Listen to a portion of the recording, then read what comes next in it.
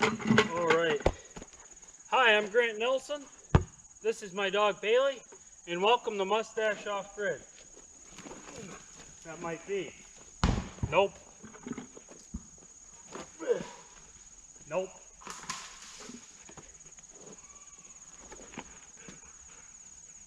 Got her! Finally!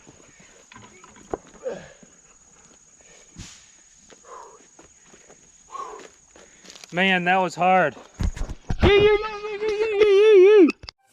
Bailey.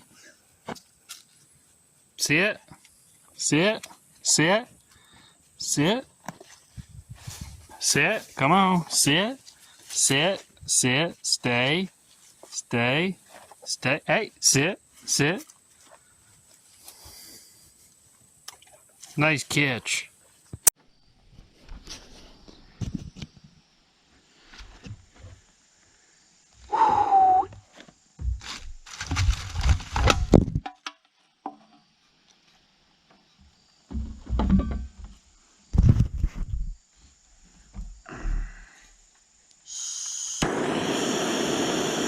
Oh wow, that's cool.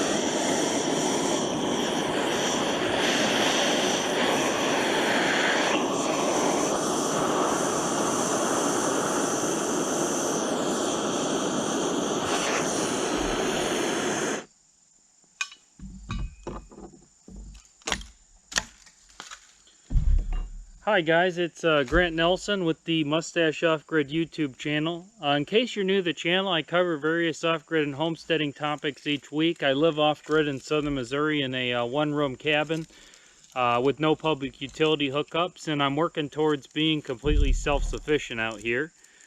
So anyway, I'll just get into the talk here. You guys might have seen my trick shot this week. And let me tell you, it is just, that angle and that shot, it was just so, something about the angle, and it was a pretty long distance. I mean, I just could not make the shot until I finally did. It took me hundreds of attempts. The ground was unlevel. The dog bit me twice. I got 2 basketballs popped. I mean, it was just, it took a lot. It took a lot to get that one. So, I mean, I just figured I'd mention that. But anyway, we got it done. And, you know, sometimes that's how it goes. But the topic today I wanted to discuss, I kind of got, I guess you'd say, how would you put it? I got, the idea came to me the other day. It was about 1 a.m. and I woke up at night and I was... just walked outside and the moon was just crazy. It was, I guess, like maybe, you know, it was like the half moon, but it was this way. So it was this way. And it was super bright, super large, and it was like almost lower than the treetops, as far as like with my naked eye, what I could see. And so it was kind of a weird moon, and it made me thinking, you know, I was kind of looking for motivation for a topic this week for the video, and I figured that that would be something I could talk about as the moon phases. And, you know, maybe it might seem like, you know, it's not, and generally it's explained away, but I'll tell you, these last couple years, we have had some wacky moon phases. The moon has been completely out of whack. If you watch Deep South Homestead, he talks about it a little bit, and I've seen it with my own eyes out here, living off grid. You know, the scientists and the news kind of explain it away, but I'll tell you, the moon's been weird. And you look at the world in that time frame and the way everything's went in the last couple years. You know, I kind of have this unscientific theory that the reason that everyone's out of whack is because the moon's out of whack. You know, it's just kind of one of those thoughts in my head, and there is something to that though. And basically what I was going to talk a little bit about is later in the video I'm going to get into talking about hunting and wildlife a little bit, and some of the things that I'm planning on doing this fall. The first thing I wanted to talk about was the moon phases and planting by the moon phases. Um, I read some of the Foxfire books that they have in the library out here, local library. One of the Foxfire books talked a lot about gardening, and it was like a lot of people that they interviewed from Appalachia um, that had lived there for, you know, a long time. And they did these interviews back, I think most of them in the 70s. And a lot of them were gardening. The section that I was reading was gardening. I can't remember which Foxfire book it was. But every single person they interviewed had talked about using the moon phases, and they had listed in there exactly what crops they planted on which moon phases. I don't pay as much attention to the moon phases as I probably should, but there is certain things that I do pay attention to the moon phases on. For example, I like to plant my squash on the first full moon in June. That's my favorite time to plant it, and I've had good success with my squash. I don't have any squash bugs out here, ironically, because all my neighbors and the people around have a lot of problems with squash bugs, and I just never have that problem. And you know, I don't know if maybe it's because at that time of the year it starts to get drier and maybe the squash bugs go away, or if maybe the moon phase actually has something to do with that. And maybe it's affecting the way the insects operate, you know, after the first moon phase. To the next moon phase. You know, I can't exactly explain it. Another theory I had was maybe it's because I use wood ash in the soil that it keeps the squash bugs down a little bit. But like I said, they're just theories of mine. I don't really know exactly why. But I'm happy that they do stay away. But I plant my squash on the first full moon in June, and you've probably seen in some of my other videos my squash and some of the success I've had with it, and I'm pretty proud growing that because it does so well. And this is only my second year gardening out here, so I'm still fine-tuning things, and I might get deeper into the moon phases in the future gardening out here.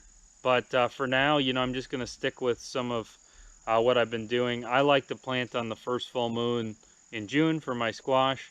I do try to plant most of my other things on full moons as well. And plants have most of their growth at night. A lot of people don't realize that, but most of their growth occurs at night, especially with corn and certain crops like that. And you'll be gardening and you'll plant something, and you know, after it sprouts and you've got it growing, you'll come out there and you'll be like, man, that thing just grew overnight. You know, it's happened to me a couple times with the squash, and there's just a big old squash that just grew overnight, and I'm like, wow, that's amazing that that grew that fast. And you couldn't even tell if you were looking at it. But anyway, the moon phases are something to pay attention to when you're gardening. You know, I think it's probably a good practice to pay more attention to it. Actually, I was reading earlier, I'll pull it up here on my phone what it said, and this is a little more scientific. It was, I typed in when to plant on moon phases on Google, and of course you can't trust everything online, but this is what it said on Google. Thespruce.com, I don't know much about that, but it says, the principle behind lunar phase gardening is fairly simple. When the moon is waxing, changing from new to full, the time is right for planting seeds that yield fruit above ground. When the moon has passed full and is waning, diminishing, the time is right to plant root crops with edible parts below the soil. That's what it says on thespruce.com. First thing that pulls up on Google when I typed in when to plant on moon phases.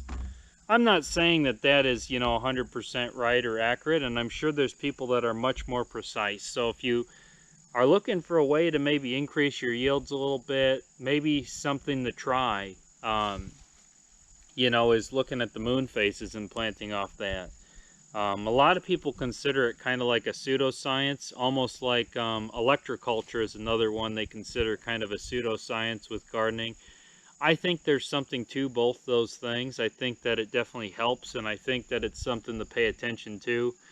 Um, and I mean, it affects everything. I mean, it affects the tide of the ocean. You don't think it affects people and plants, and it affects everything. And kind of gets into my next topic I was going to talk about. You know, it's funny I'm talking about all this um, moon phases, and you know, I'm looking at the sky out here often, at night, especially because it's just so beautiful. It's real dark, and you can see all the stars, and you can pretty much see like the galaxies and like nebulas almost out here. You can really, I mean, it's just a great night sky. And when I lived down in Arizona, that was something that I never thought I would miss. I never really paid much attention to it, but you couldn't really see the stars much, and it was something you kind of just wanted.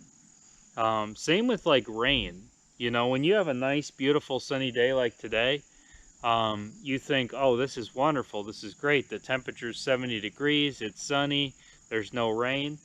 But if you go 6 months with the same exact weather like this, like it was down there, you know, it was 90 degrees and sunny every day, which was beautiful to me. But eventually you're just like, man, I'd just like to see one overcast day. Just something in your mind would just like, it's kind of interesting. Until you go without seeing an overcast day for a long period of time, you don't quite realize that you like having one day of that changing it up.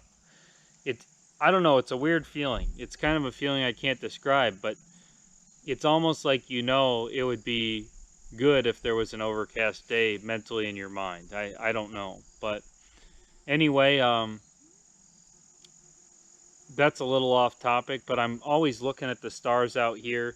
It's one thing back in the olden days, you know, people used to look at the stars for entertainment at night. That's where a lot of our, um, a lot of the old folklore and constellations come from, because people used to look at the stars at night and draw stuff and look at the North Star. And you know, if you're trying to live an older, you know, more primitive style life, you might find yourself looking at the night sky and just amazed by its wonder, especially if you're in a place like the Ozarks where I'm at, where the night sky is just beautiful. And I remember one night I drove up to Flagstaff, Arizona, and I was going to get a hotel and go out hiking or fishing the next morning. And the hotel said it was going to be like $300 or $500 or something like that for the night. And I said, oh, I'm good. And I went out to this lookout place on Mormon Lake up there at night.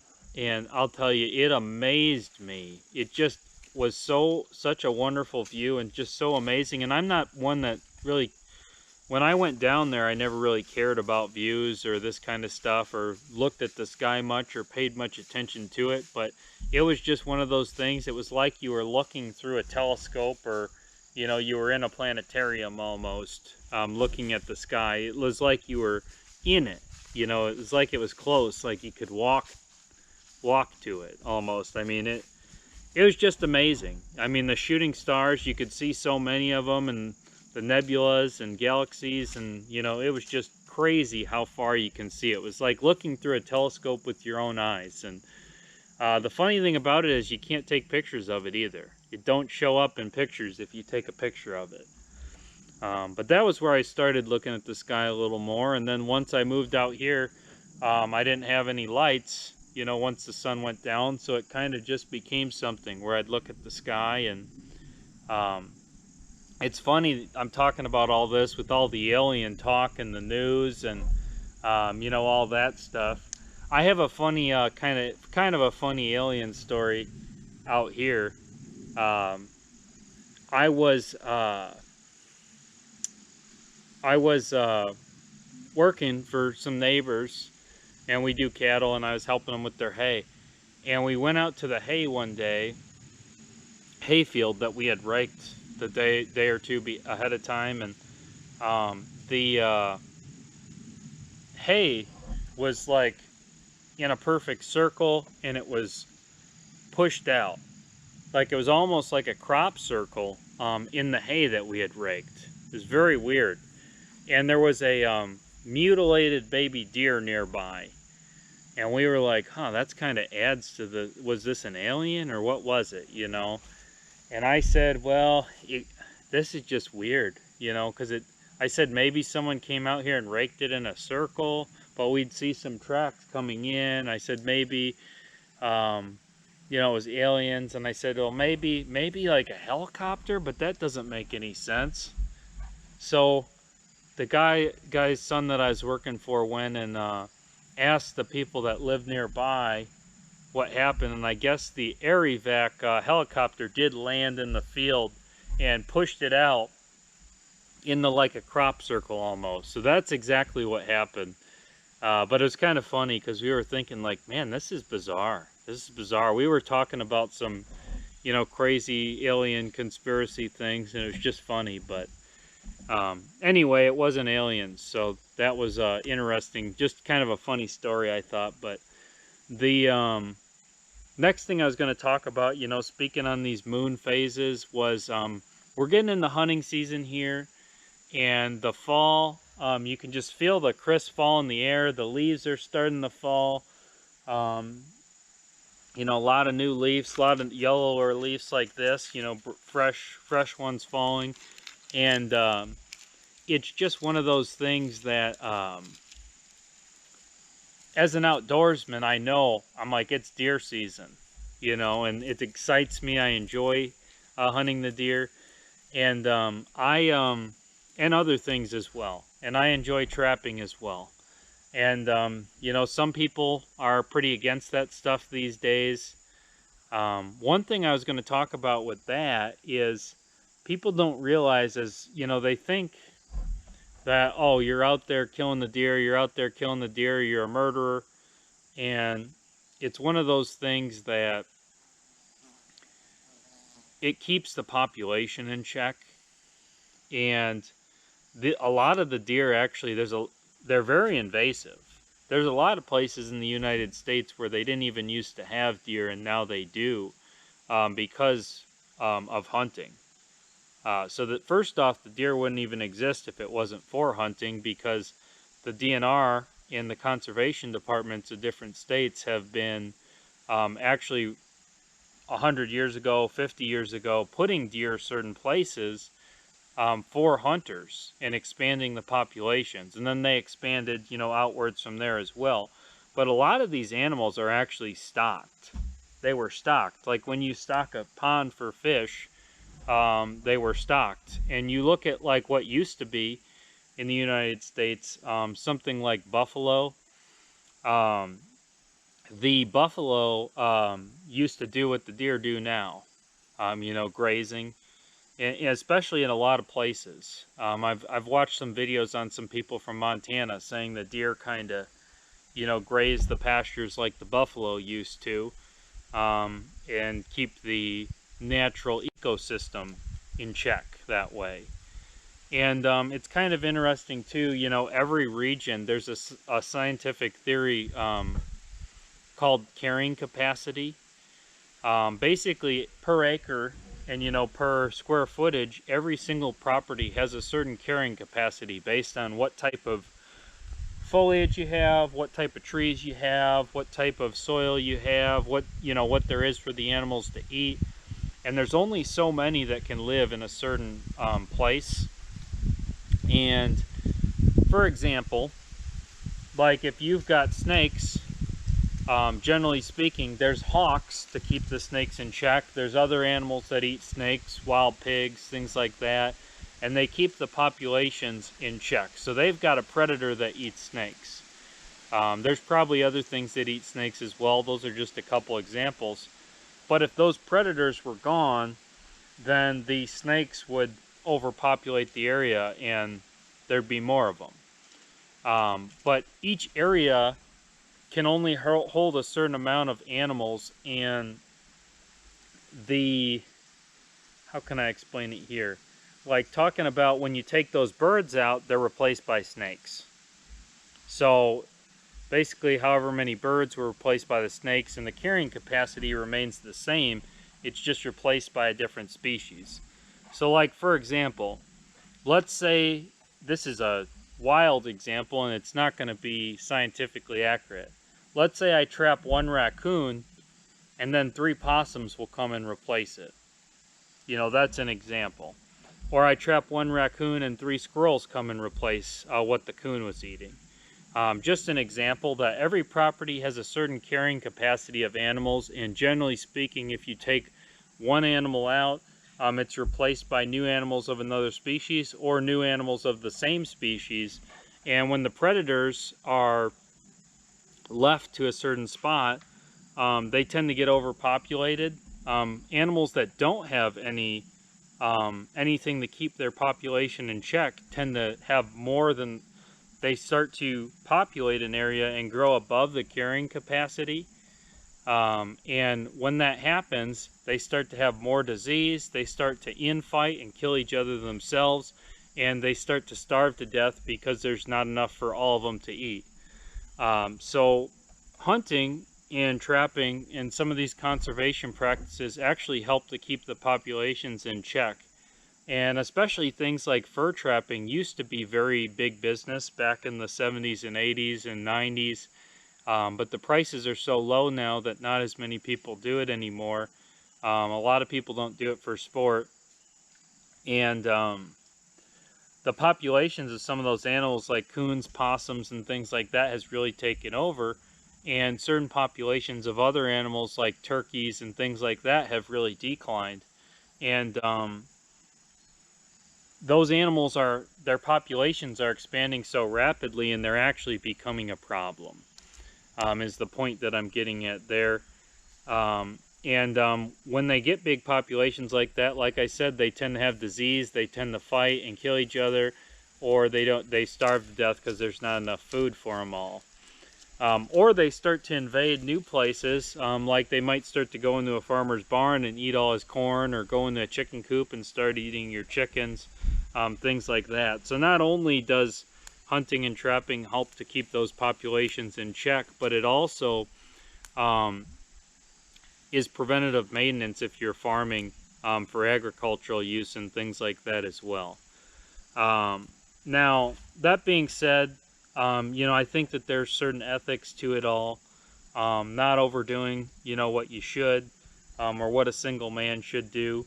And, honoring your animals and your meat that you're eating, and not just going out there with an AR-15 and gunning down, 20 deer out of season and breaking a bunch of laws.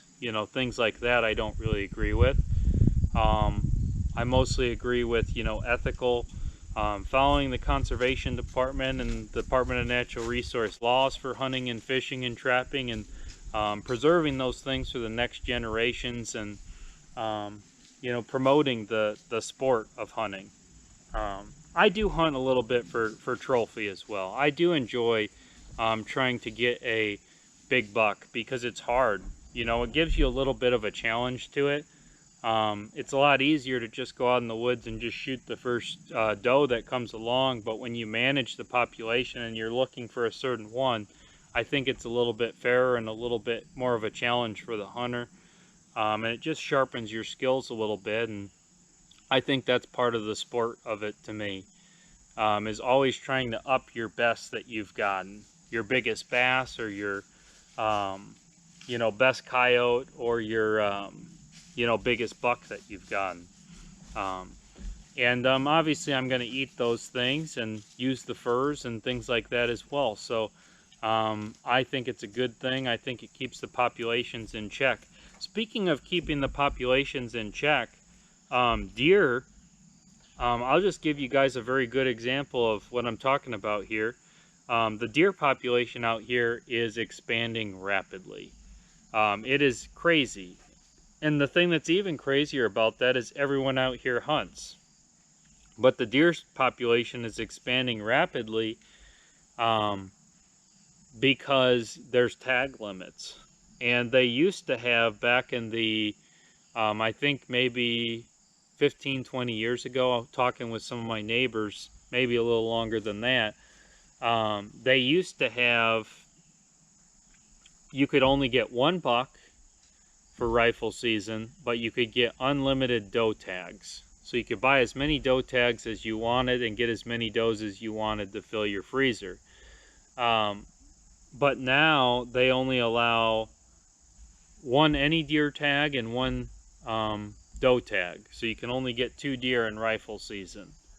And the population has expanded rapidly, and now we have chronic wasting disease in our region. And chronic wasting disease has never been out here in this region.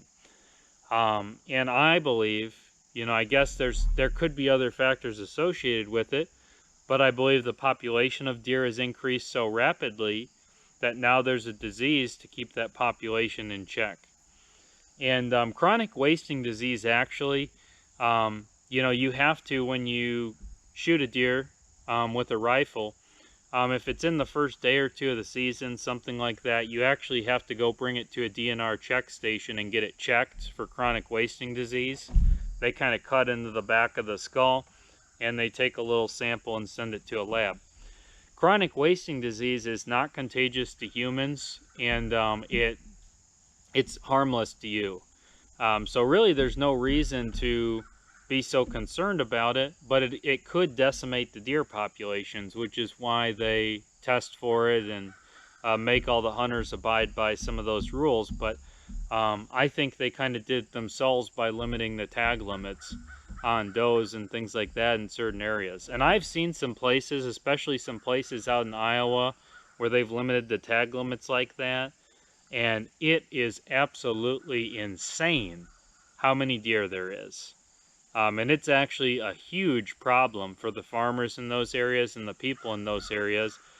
And I talked with a guy that was running a hotel out there, and he said, yeah, we used to have a lot of hunters come here to this area because they had the unlimited doe tags and stuff. And he said that was his main business at his hotel. And he said now we don't, because they lowered the tag amount.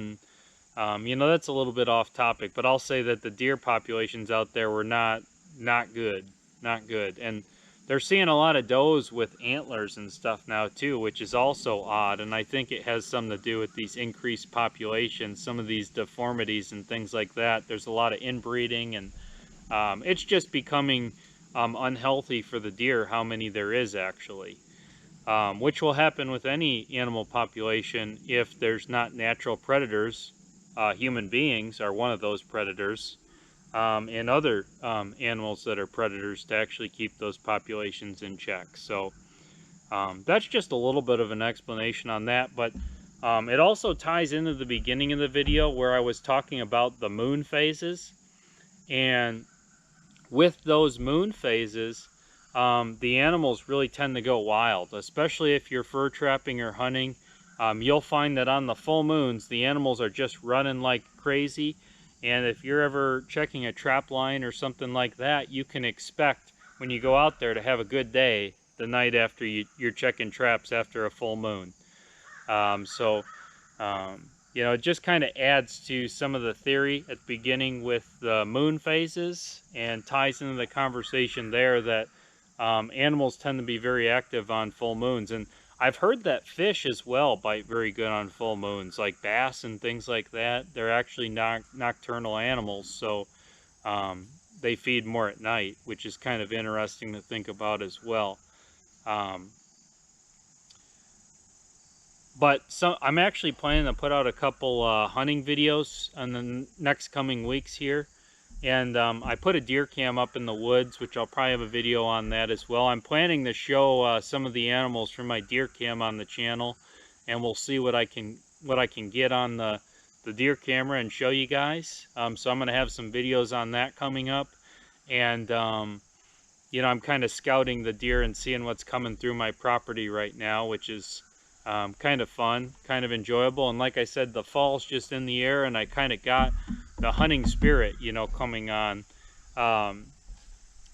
because of that. So anyway, I figured I'd just talk a little bit about that, and I'm actually planning to make a few hunting videos, but I think I'm actually going to put them on my Rumble channel, just because of some of YouTube's policies with firearms and hunting and things like that. So I'll have links to that in the future videos and things if you guys are interested in watching those.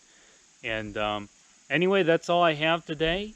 Thank you for watching. God bless, and hope you guys all have a wonderful day.